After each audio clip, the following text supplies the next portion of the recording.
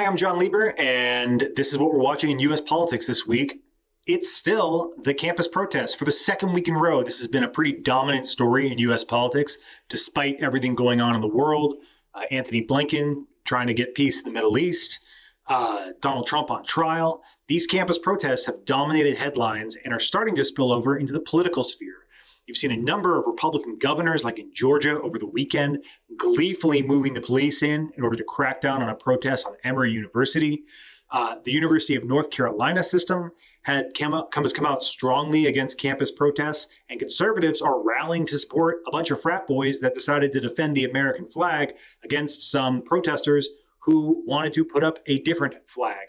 Ben Sasse, former senator from Nebraska, is now the president of the University of Florida system, getting kudos online for his strong response.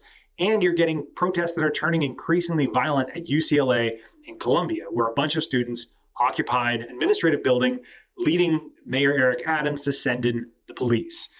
President Biden this week gave an address to the nation on the student protests, asking for everybody to please calm down, clearly trying to align themselves with who are basically the normies of American politics, who don't like this kind of campus protest and violence. And Donald Trump getting in the game, trying to take advantage of the protests by claiming these are all left-wing agitators who are aligned with the Democratic Party. This theme is going to continue throughout the campaign if the protests are sustained, which is, of course, a big question mark with campuses going home for their summer vacation in the next few weeks. So likely this story dies down, but will come back to life later in the summer with any protest planned around the Democratic National Convention in Chicago. And of course, any protests that are launched with on campuses when they come back in the fall, much closer to the election date. One thing this could be a preview of is organized activism against Donald Trump should he win the White House, and immediately take actions to crack down on immigration into the United States, or any other hotbed social issue.